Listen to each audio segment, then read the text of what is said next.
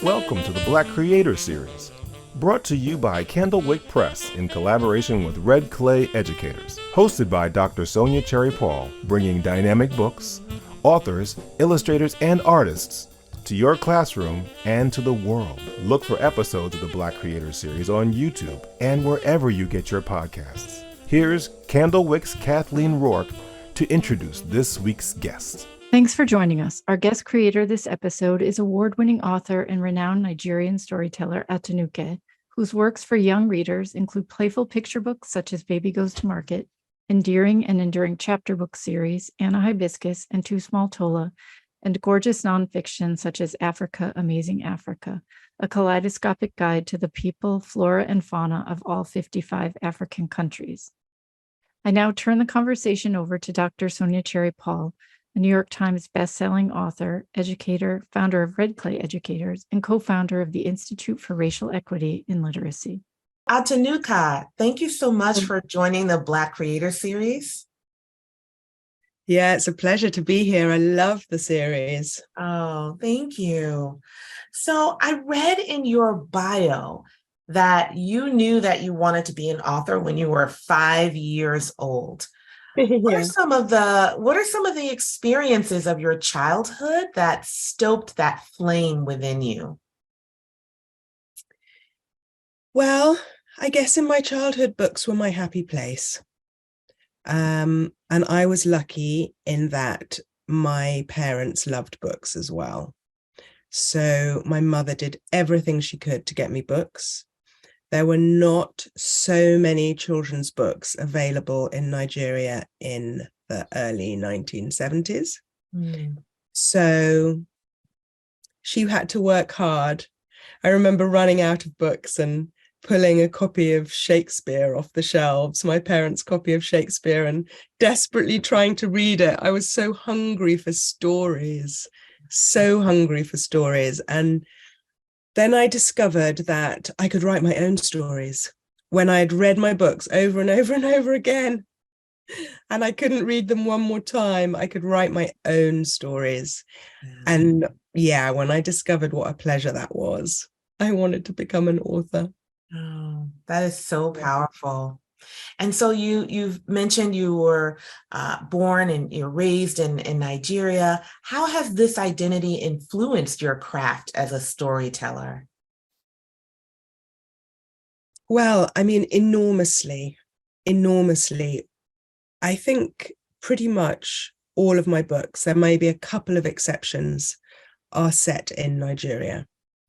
I'm biased, of course, but Nigeria is the most inspiring country. It's full of creativity. People are incredibly creative. There are less rules and there's no benefit systems. So the millions of people who live there are trying to make a living.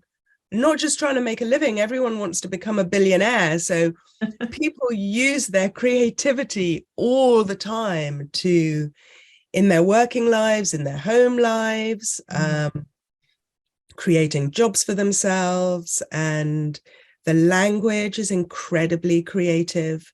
Nigerian English, or Pidgin English, some people still call it, is an incredibly creative, constantly changing language. You think that there are there are definitely over 250 languages spoken in Nigeria. Some say over 500 languages. Other people argue, well, some of those are dialects. But let's say there's a ton of languages that people speak. Yeah. And most people are multilingual, but one language that most people speak is Nigerian English. And it changes all the time. There are new phrases and ways of saying things that are super clever, like every week it changes. The cultures are incredible. Of course, if there are so many languages, there are so many cultures. I mean, we know that the African continent is the most diverse continent in the world in terms of ethnicities, in terms of cultures and languages. And Nigeria, as one of the biggest countries, is incredibly diverse. So all those cultures, and they're all colorful and kind of the opposite of British, the restrained British culture. Nigerian cultures are very much like, hey, see how wonderful we are. Like, look at our clothes, look at our food, look at our architecture and our houses and our people, and look.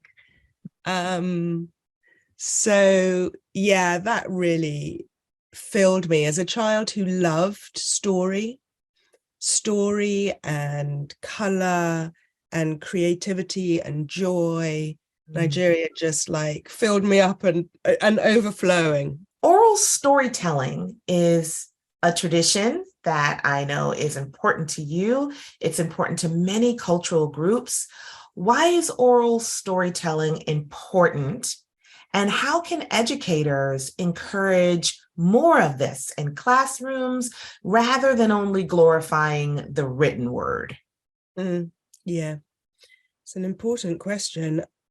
I mean, we have to remember that oral storytelling is the first literature of the human race, no matter the color of our skin or where our ancestors came from or what color they were. Oral literature is the first literature of the human race. It was our first experience of telling stories. And I have pity for those cultures where that tradition has been lost, because the power of that is at least as strong as the power of the written word.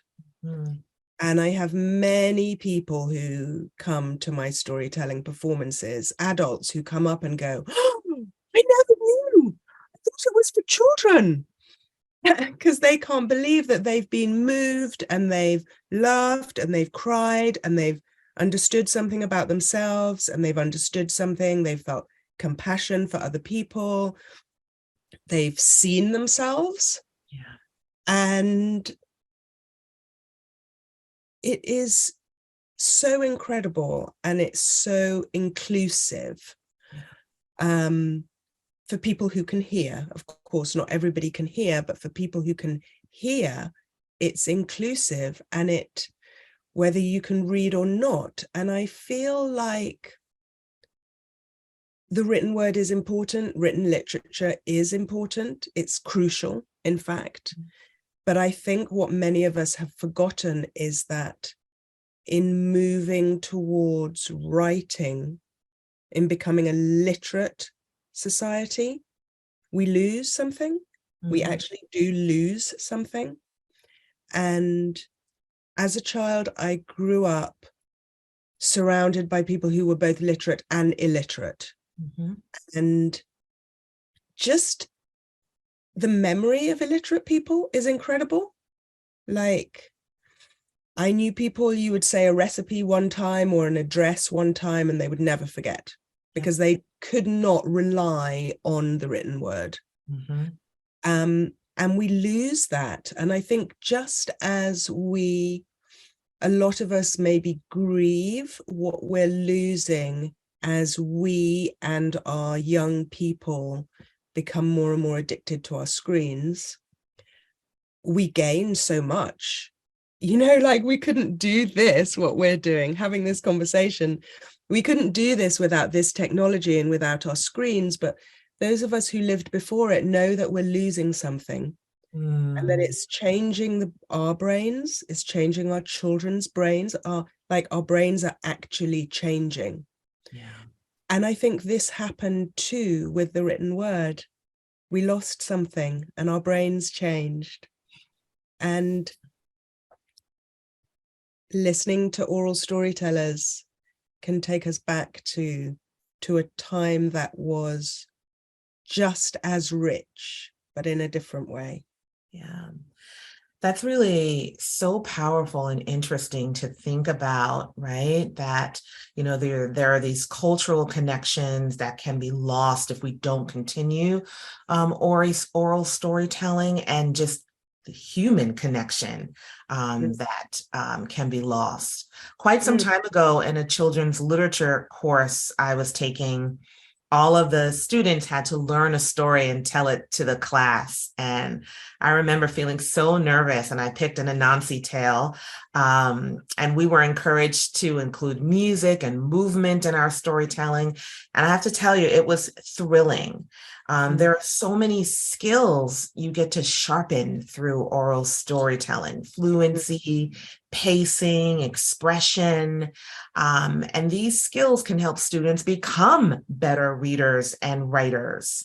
And then there's the performance aspect of storytelling. And we know that many children love readers' theater and they love to perform in plays. So it really helps to develop kids' acting skills, their confidence, and their presence before a group of people. So I'm hoping to see more of this in schools and in classrooms. We shouldn't forget as well that the stories that survive are the stories that people have loved for generations. I mean, some African stories are actually thousands of years old, not just hundreds, but thousands of years old. That means that for thousands of years, each generation remembered that story, not necessarily as an active choice, but that story meant so much to them, which means that its wisdom was important, its insight was important, its humor was important, that they remembered it and passed it to the next generation. And the wisdom of that story touched that next generation. And for thousands of years, people remembered that story. I mean, those stories are incredibly wise and an amazing way to talk to young people about big issues. So a lot of the stories I tell are not actually for children, they're for young people, young adults, teenagers. You can't really lecture a teenager, like they're allergic to any hint of being patronized. But you can tell an incredible story about somebody, an animal or a person who made one choice rather than another choice, and the road that choice led them down. And they will listen, and it will change something, mean something inside them. In the United States, there has long been and continues to be misunderstandings and misrepresentations of Africa. And I imagine that the United States is not the only place where this is continuing. Why do you think this continues? And is this something you are conscious of as a writer? I mean, there's so many levels to that question. I could answer that in terms of racism, in terms of politics. I think that on many levels, Africa is a very intimidating continent for the West. We have incredible resources, which the West is dependent on for its for its standard of living. Resources that continue to be taken. So,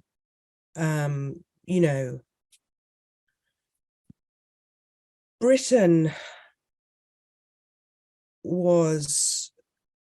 is a tiny little island that became a superpower on the backs of the transatlantic slave trade.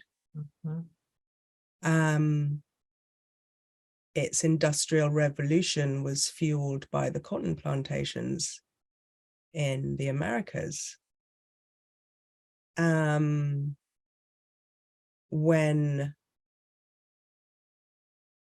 that form of slavery was abolished, the British Empire grew, and Britain grew even wealthier from the resources taken from not just from African countries, but from many African countries. When colonialism came to an end, it was not unconditional. So the French had a colonial agreement that their colonies signed, which said that 75% of their foreign reserves had to be in the French banks. If they wanted that money, they had to borrow it at interest, but the French could keep it interest-free. That's money that belongs to those African countries. Mm-hmm. They said that any of the resources of those countries had to be exploited by French companies, mines and big farms. And slowly it's being proved that the assassination of African leaders who had integrity was orchestrated by ex-colonial powers.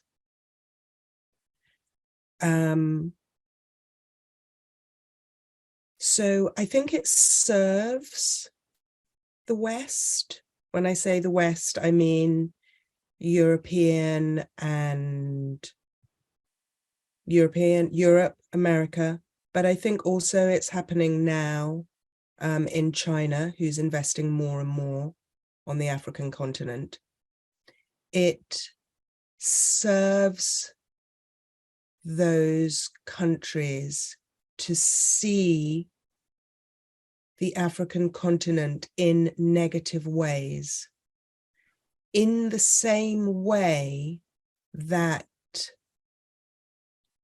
racism was invented, if you like, as a justification for the transatlantic slave trade.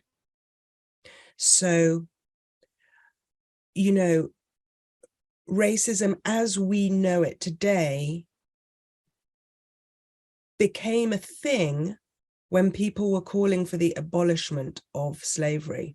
Then it was like, oh, no, no, no, because, you know, there are different human races. We're not all one race. And the white race is the best race. And the black race, well, you know, they're really quite close to animals. So it's okay to enslave them. Mm-hmm. I think the same thing is still going on now. Yeah. It serves the West and maybe China to have corrupt, unstable, poor African countries and to see them like that, because they're easier to exploit. Yes. I think that is such an important point, that we have to ask who and what benefits from these misconceptions. And absolutely, the diminishing of the African continent is serving an intentional purpose, and exploitation is absolutely a huge part of that. And so then we have these misunderstandings. And your book, and I want to just show it to readers, Africa, Amazing Africa, Country by Country, is an example to me of intentional work to help dismantle many of these myths and misconceptions, to help children learn about Africa. And this is essential in every classroom and every home. Your introduction alone, right, is a dismantling of the kind of, myths and misinterpretations of Africa that are so prevalent and are persisting. So I am so grateful for this book. And, I just want to urge all teachers to have it in your classroom, and for caregivers to have it at home, because we have to have books like this to disrupt these kinds of images and narratives that are serving a very clear purpose. I'm wondering, is this one of the reasons why this book came to be?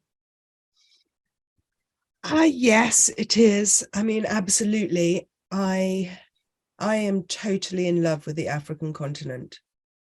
And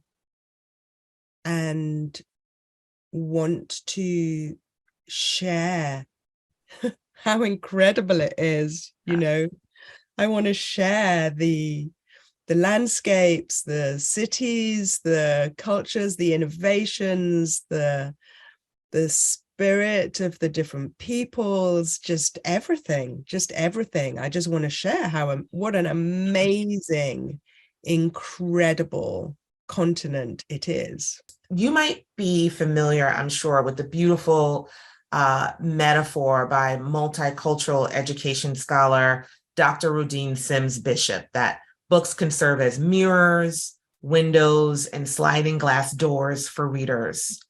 And scholar Dr. Debbie Reese, who is the founder of American Indians in Children's Literature, has added curtains to this metaphor. And she explains, and I'm quoting her directly, that every people chooses what to and what not to share. Outsiders looking in windows can make a mess when they write what they see without understanding what they see. So Dr. Reese suggests that it can be critical for groups of people who have been marginalized and misrepresented to close the curtains in order to preserve and protect their culture.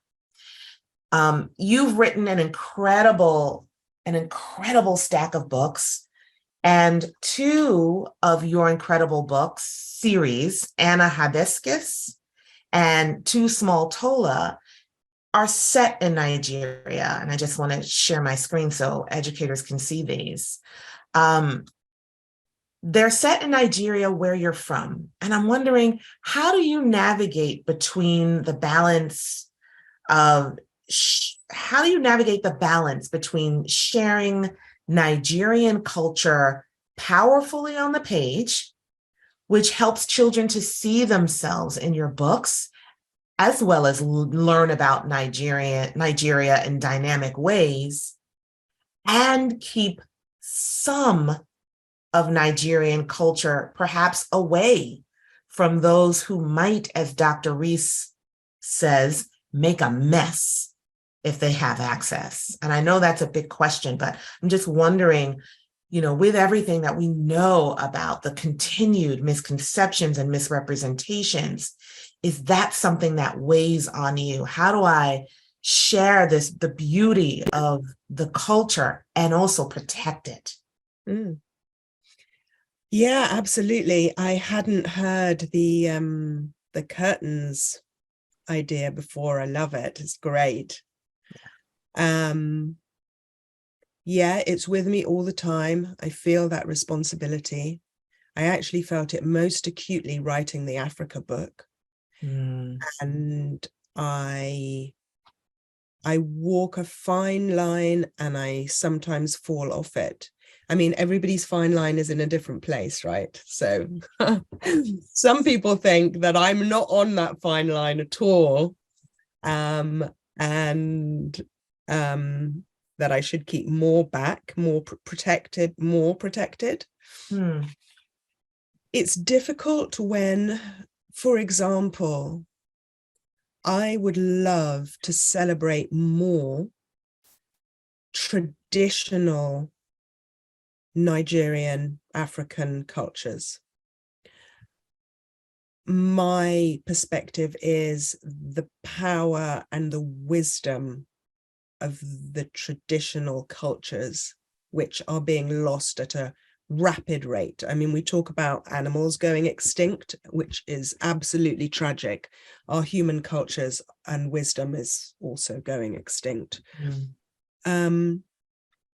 However, the stereotype of the savage is still with us.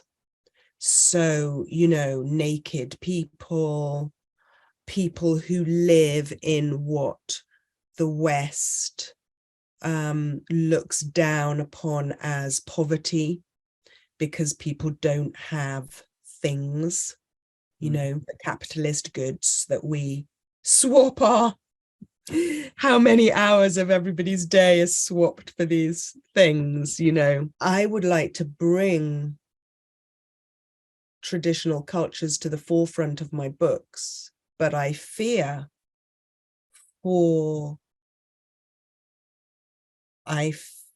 them being seen in that racist light of being backward because they're not capitalist.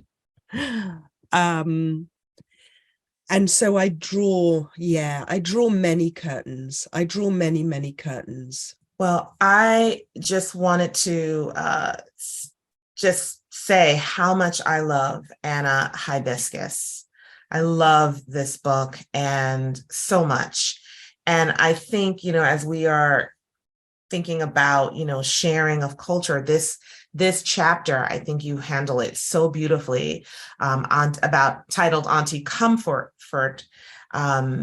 You write about the proper African way, and you share these specific examples of Nigerian culture and ways of being.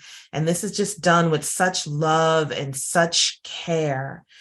And I also have to say, I love so much how every chapter begins with Anna Hibiscus lives in Africa, amazing Africa, which takes me right back to this incredible picture book, right? And so it is just you constantly letting readers know this continent is amazing. You know, I'm letting you know right from the start. How many books are in this series, and will there be more? Thank you. Yeah, thank you for your words. There are 8 books in the Anna Hibiscus series, 8 chapter books in the Anna Hibiscus series.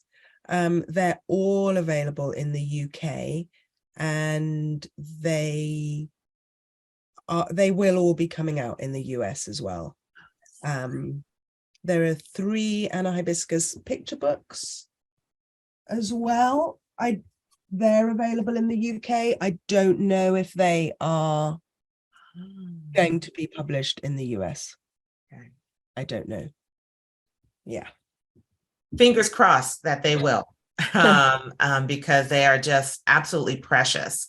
And Too Small Tola is another of your series. So could you tell us, who is Tola and what kind of experiences does she have in this series, across this series? Well, you know, Anna Hibiscus has a childhood like my childhood, in a privileged family,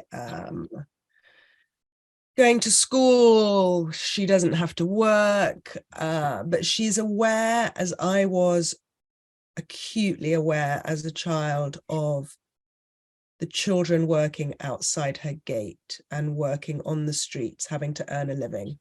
And Too Small Tola comes from one of those families. So she lives with her brother and her sister, Dapo and Moji. They live with their grandmother, who brings them up.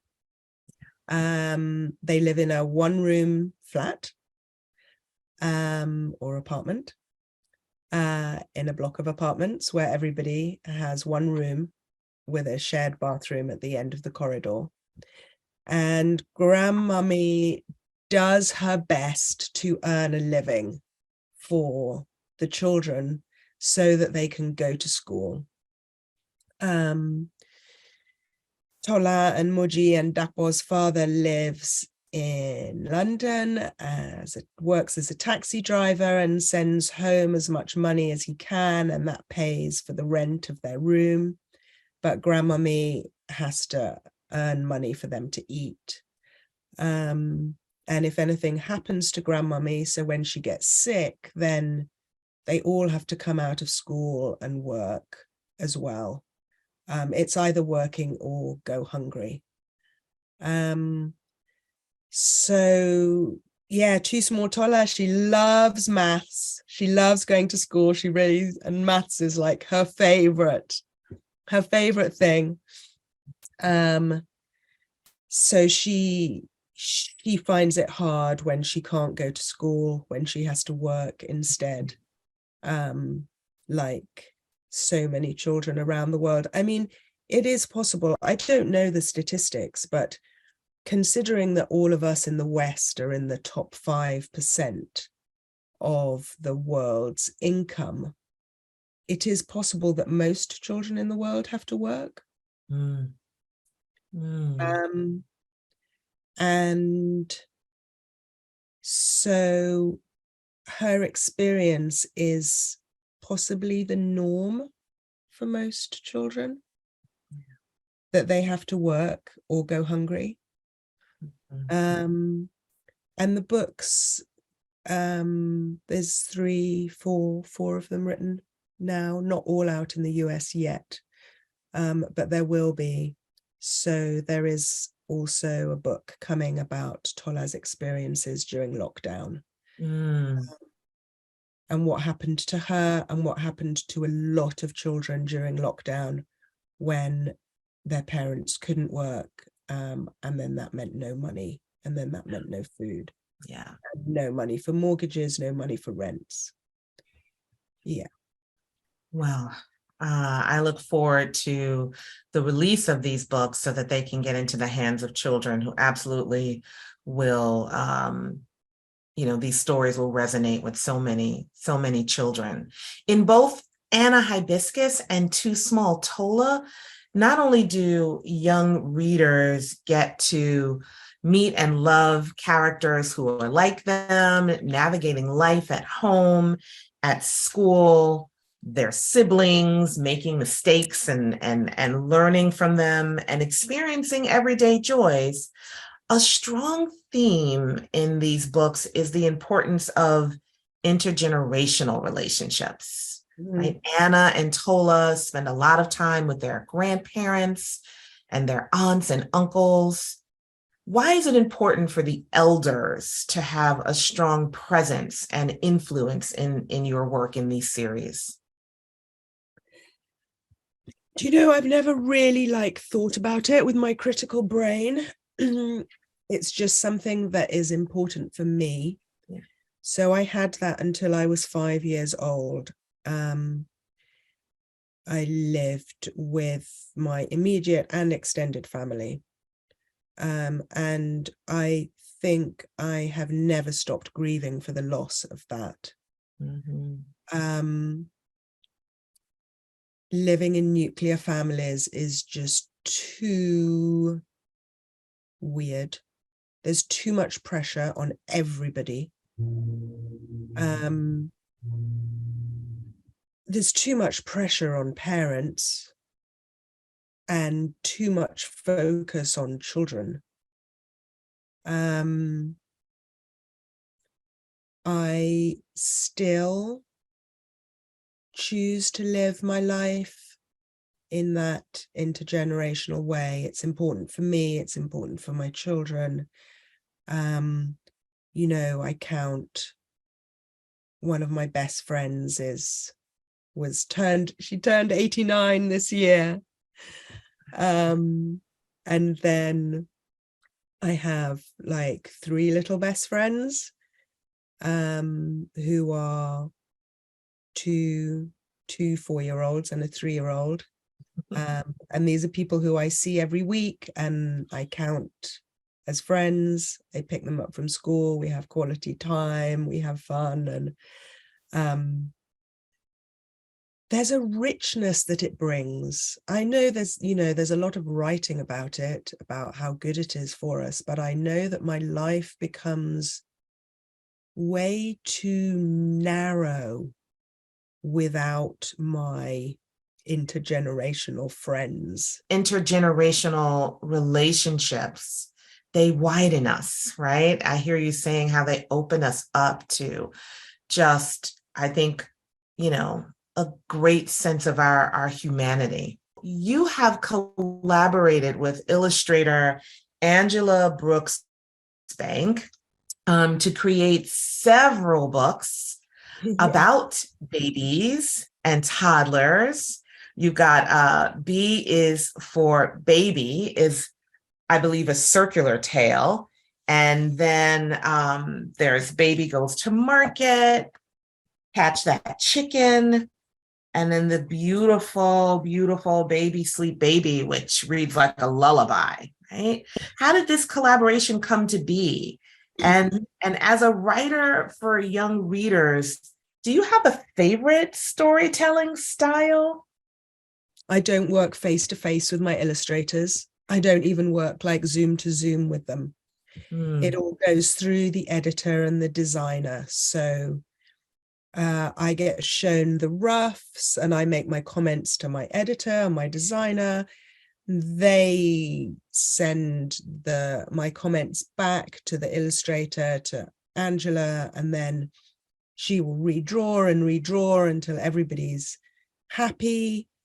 I would say on average, once I've written the text, so the book on the screen, Baby Goes to Market, it took me 10 years to write that text.